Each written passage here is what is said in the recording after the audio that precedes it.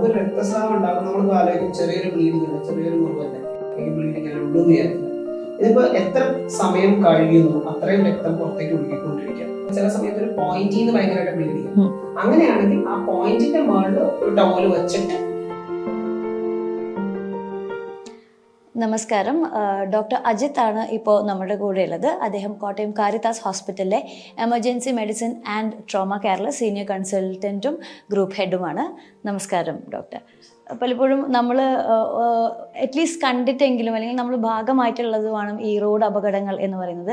And നമുക്ക് തന്നെ അറിയാം, പലപ്പോഴും ആ ഒരു ആക്സിഡൻറ്റിൽ പരിക്ക് പറ്റുന്നതിനേക്കാൾ കൂടുതൽ ആ ഒരു സമയത്ത് പബ്ലിക് ചിലപ്പോൾ ഒരു സഹായ മനസ്ഥിതിയോടെ ചെയ്യുന്ന കാര്യങ്ങളാണ്.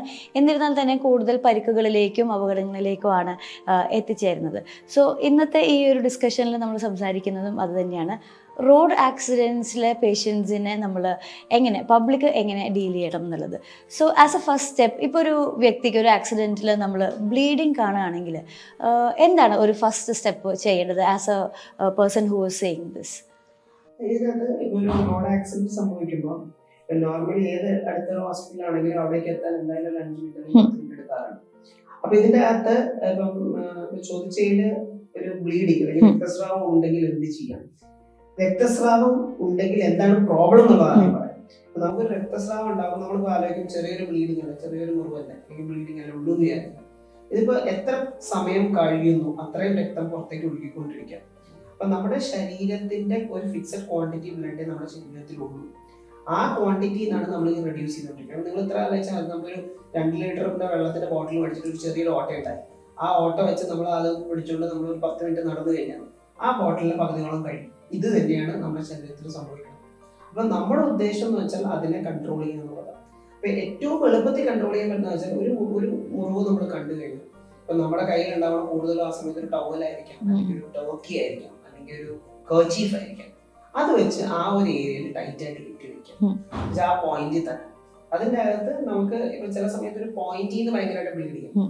അങ്ങനെയാണെങ്കിൽ ആ പോയിന്റിന്റെ മുകളിൽ ഒരു ടവല് വെച്ചിട്ട് വേറെ ടവൽ വെച്ച് ഫുൾ ആയിട്ട് കെട്ടുക. സോ ദാറ്റ് ഈ കീപ്പിംഗ് ഇത് തന്നെ ഇങ്ങനെ വച്ച് കഴിയുമ്പോൾ തന്നെ ഇത് തന്നെ നമ്മുടെ ശരീരത്തിലെ ക്ലോട്ടിങ്, ആ ഒരു ഏരിയയിലെ ക്ലോട്ട് ഡെവലപ്പ് ചെയ്യാൻ ട്രിഗർ ചെയ്യും. അപ്പോൾ ഗുണം എന്ന് വെച്ചാൽ ഈ ചെറിയൊരു സ്റ്റെപ്പ് മതിയാവും ആ ശരീരത്തിന്റെ ആ ഏരിയ ക്ലോട്ടഡ് ആവാനും ആ രക്തസ്രാവം കുറയാനും. പലപ്പോഴും നമ്മൾ കണ്ടേക്കുന്ന ഒരു കാര്യമാണ്, ഇങ്ങനെ എടുത്തിട്ട് വരുന്നു. ചിലപ്പോൾ ഒത്തിരി ആൾക്കാർ കൂടിയായിരിക്കും കൊണ്ടുവരുന്നത്. പക്ഷെ നമ്മുടെ അവിടെ വരുമ്പോഴത്തേക്കും നമുക്ക് പേഷ്യന്റ് BP ഒക്കെ വളരെ കുറവായിരിക്കും. നമ്മൾ ഇത്രയും പോയ എമൗണ്ട് ബ്ലഡ് നമ്മൾ റീപ്ലേസ് ചെയ്യണം. ഇപ്പൊ നമ്മളിപ്പോ ഒരു ബാഗ് ഓഫ് ബ്ലഡ് എന്ന് പറയുന്നത് ചിലപ്പോൾ 50 തൊട്ട് 100 ml ഉണ്ടാവുള്ളൂ. അപ്പൊ നമ്മൾ എത്ര ബാഗ് ഓഫ് ബ്ലഡ് കൊടുത്താലാണ് നമുക്ക് ഇതിന്റെ റിവൈവൽ വരുന്നത് എന്നുള്ളത് നമ്മൾ ഊഹിച്ചാൽ മതി. സോ നമുക്ക് ഇത് സിമ്പിൾ സ്റ്റെപ്പ്. അതൊന്ന് ഒരു തുണി വെച്ച് മേ ബി ചെറിയ ബ്ലീഡിംഗ് ആണ്, വെറുതെ ഒരു തുണി വെച്ച് നമ്മൾ കിട്ടിയാൽ മതി.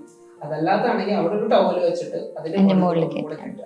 ഇത്രയും ഒരു ചെറിയ സ്റ്റെപ്പ് ചെയ്താൽ തന്നെ നമുക്ക് കൺട്രോൾ ചെയ്യാൻ പറ്റും. അതുപോലെ തന്നെ മേജർ പരിക്കുകൾ പറ്റിയെന്ന് കേട്ടിട്ടുള്ളതാണ്. ഈ പേഷ്യന്റ് ഷിഫ്റ്റിങ്ങിന്റെ സമയത്ത് പലപ്പോഴും ഇപ്പം ഏതെങ്കിലും ഒരു വണ്ടി മേത്ത് വീണ് കിടക്കുകയാണെങ്കിൽ ഇപ്പുറത്തുനിന്ന് ആൾക്കാർ വലിക്കുക, അതല്ലെന്നുണ്ടെങ്കിൽ കൈയും കാലും പിടിച്ചിട്ട് കർവ് എന്ന രീതിയിൽ പേഷ്യന്റിനെ ഷിഫ്റ്റ് ചെയ്യുക. അതൊക്കെ നമ്മൾ എന്തുമാത്രം ശ്രദ്ധിക്കേണ്ട കാര്യങ്ങളാണ്? ഏറ്റവും കൂടുതൽ മനസ്സിലാക്കേണ്ട കാര്യം എന്ന് വെച്ചാൽ നമ്മുടെ ശരീരത്തിന്റെ ഫുൾ ബോഡിയുടെ സ്റ്റെബിലിറ്റി എന്ന് പറയുന്നത് നമ്മുടെ വെർട്ടിബ്രൽ കോളമാണ്. ബ്രെയിൻ, തലയുടെ സ്കൾ അല്ലെങ്കിൽ തലച്ചോറ് തൊട്ട് നമ്മുടെ കാല് വരെയുള്ള എല്ലാ നർവും പോകുന്നത് നമ്മുടെ നടുഭാഗത്ത്, നട്ടൽ എന്ന് പറയുന്നതിന്റെ അകത്തുള്ള സുഷുമ്ന നാഡി അല്ലെങ്കിൽ സ്പൈനൽ കോഡ് എന്ന് പറഞ്ഞ കാര്യമാണ്. ഇതിന്റെ ബലം എന്ന് പറയുന്നത് നമ്മുടെ ഒരു വാഴത്തണ്ടിന്റെ അകത്തുള്ള ഇതിന്റെ അത്രയും ബലമുള്ളൂ. വെറുതെ നമ്മളൊന്ന് തിരിച്ച സാധനം കീറി വരും. അത്രയുള്ള അതിന്റെ തിക്നെസ് എന്ന് പറയുന്നത്. ഇതിനെ പ്രൊട്ടക്ട് ചെയ്യാൻ വേണ്ടിയാണ് നമ്മുടെ ബാക്കില് നമ്മുടെ എല്ലുകളെല്ലാം പല കോളമായിട്ട് ഇതിന് ചുറ്റും കവേർഡായിട്ട് നിൽക്കുന്നത്. ഇഷ്യൂ ഉണ്ടാവണം എന്താണെന്ന് വെച്ചാൽ ഒരു ആക്സിഡന്റ് സംഭവിക്കുമ്പോൾ ഈ എല്ല് ഇപ്പം നമ്മളെ വീഴുന്നതനുസരിച്ച് തിരിയണതനുസരിച്ച് ഈ എല്ല് പൊട്ടാൻ സാധ്യതയുണ്ട്. ഈ എല്ല് പൊട്ടിക്കഴിയുമ്പോൾ നിങ്ങൾക്ക് എല്ലാവർക്കും അറിയാം, നമ്മളൊരു ഇപ്പൊ ഒരു ചിക്കന്റെ എല്ലായിക്കോട്ടെ, അല്ലെങ്കിൽ ചിക്കന്റെ നമ്മൾ കഴിക്കുന്ന സമയത്ത് അല്ലെങ്കിൽ എന്തിന്റെ എല്ല് എത്രത്തോളം ഷാർപ്പാന്ന് നമുക്കറിയാം. ഇപ്പൊ നമ്മുടെ ഒരു എല്ല്, ഇപ്പൊ നമ്മൾ ഇങ്ങനത്തെ ട്യൂബ് പോകുന്നു, ഈ ഒരു എല്ല് പൊട്ടി, നമ്മൾ ആ പൊട്ടിയ സാധനത്തിന് നമ്മളൊന്ന് പിടിച്ച് വലിച്ചാൽ ഈ സാധനം ചെറുതായിട്ട് മൂവ് ചെയ്യും. ആ ചെറിയൊരു മൂവ്മെന്റ് മതി ഈ നമ്മുടെ സുഷുമ്ന സ്പൈനൽ കോർഡ് ഡാമേജ് ചെയ്യും. ഇത് ഡാമേജ് വന്നാൽ that is somewhat irreversible damage. അതിൽ നിന്നുള്ള റിക്കവറി ചാൻസ് വളരെ വളരെ കുറവാണ്. അപ്പൊ അതിന്റെ താഴത്തേക്ക് എവിടെ വെച്ച് നടക്കുന്നു അതിന്റെ താഴത്തേക്ക് അവർക്ക് ചലനമില്ലാത്തൊരവസ്ഥയിലേക്ക് എത്തും.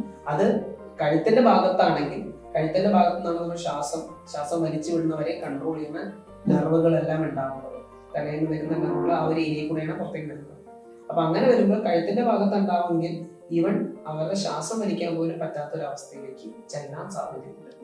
അപ്പം ഇതിനകത്ത് ഉണ്ടാവുന്ന നമ്മുടെ ഏറ്റവും വലിയ നമ്മുടെ എറർ വന്നെന്ന് വെച്ചാൽ നമ്മൾ ആ ഒരു വലിക്കണതോ അല്ലെങ്കിൽ സ്കൂപ്പ് ചെയ്ത് എടുക്കുമ്പോഴത്തേക്കും ഈ നോർമലി ഇങ്ങനെ ഇരിക്കുന്ന എല്ല് ചെറിയൊരു പൊട്ടലുണ്ടാവും, ചിലപ്പോൾ ഇങ്ങനെ തന്നെ ഇരിക്കണത് ചെറിയൊരു അനക്കം വരുമ്പോഴത്തേക്കും അതിന്റെ തീവ്ര ചെറിയ പൊട്ടിയിരിക്കുന്ന കഷ്ണം തെറിച്ച് നമ്മുടെ ഇതുമ ചെന്ന് ഡാമേജ് ചെയ്യാൻ വരെ സാധ്യത കൂടുതലാണ്. അതുകൊണ്ട് തന്നെ വലിച്ചെടുക്കുക അങ്ങനത്തെ കാര്യം ശരിയാണ്. നമ്മൾ ആ ഒരു തിരക്കിന്റെ പുറത്ത് അല്ലെങ്കിൽ അവരെ സേവ് ചെയ്യാനുള്ള ഇതിൽ നമ്മൾ ചെയ്യുന്നതാണ്. പക്ഷെ അതുകൊണ്ട് ഏറ്റവും സ്ലോ മൂവ്മെന്റ് ആയിരിക്കണം പേഷ്യൻസിനെ എപ്പോഴും ശ്രദ്ധിക്കേണ്ടത്. അതുപോലെ തന്നെ ഫസ്റ്റ് എയ്ഡ് എന്ന നിലയ്ക്ക് നമ്മൾ ഏറ്റവും കൂടുതൽ അവയർനെസ് ഒക്കെ ക്രിയേറ്റ് ചെയ്യുന്ന സംഭവമാണ് കൃത്രിമ ശ്വാസം കൊടുക്കുക, CPR എന്നൊക്കെ പറയുന്നത്. ഈ റോഡ് ആക്സിഡൻസിൽ എന്തുമാത്രം അത് ആപ്ലിക്കബിൾ ആണ്? അത് നമ്മൾ ചെയ്യുന്നത് കൂടുതൽ അപകടമാണോ? എപ്പോഴും നമ്മൾ CPR എന്ന് പറയുന്ന കാര്യം ചെയ്യുന്നത് നോർമലി ഒട്ടും ചലനമില്ലാത്ത സമയങ്ങളിൽ ഹാർട്ടിന്റെ അടിപ്പ് നിന്ന് കഴിയുമ്പോഴാണ് നമ്മൾ CPR എന്ന് പറഞ്ഞ് ചെയ്യാറുള്ളത്. നോർമലി അത് ഇപ്പം അങ്ങനത്തെ ഒരു സിറ്റുവേഷൻ ഉണ്ടായാൽ അത് ചെയ്യുന്നത് എപ്പോഴും നല്ലതാണ്. That is only or the bare minimum that we could give to that patient. അതുകൊണ്ട് CPR is something that in the situation ആണെങ്കിൽ ലൈഫ് സേവർ ഇല്ലെങ്കിൽ അത് is always life saving. കൃത്രിമ ശ്വാസം എന്ന് പറയുന്നത് ഇപ്പൊ അത്രയും ഈവൻ പല ഗൈഡ് ലൈൻസ് പോലും അതിന്റെ ഫ്രീക്വൻസി അല്ലെങ്കിൽ അതിനെ കുറിച്ചുള്ള ഇമ്പോർട്ടൻസ് ഇത്തിരി കുറഞ്ഞിട്ടുണ്ട്. കാരണം ജനറൽ പബ്ലിക്കിൽ കുറെ ഇൻഫെക്ഷൻസും സേഫ്റ്റി ഇഷ്യൂസും എല്ലാം പറയുന്നുണ്ട്. ഒരു good CPR, hands on CPR എന്ന ഇപ്പോഴത്തെ കൺസെപ്റ്റ് കൈവച്ച് മാത്രം ചെയ്യുക. അതിൻ്റെ അകത്ത് ബ്രത്തിനെ കുറിച്ച് അത്ര ഇമ്പോർട്ടൻസ് ലെയ്മാൻ അല്ലെങ്കിൽ ജനറൽ പബ്ലിക്കിലേക്ക് പോകണ്ട, കൈവച്ച് മാത്രം കംപ്രസ് ചെയ്താൽ മാത്രം മതി. ആ ഒരു ലെവലിലേക്ക് ആയി തുടങ്ങി. So that is always life saving. So thank you so much, doctor, for sparing a very valuable time. Thanks.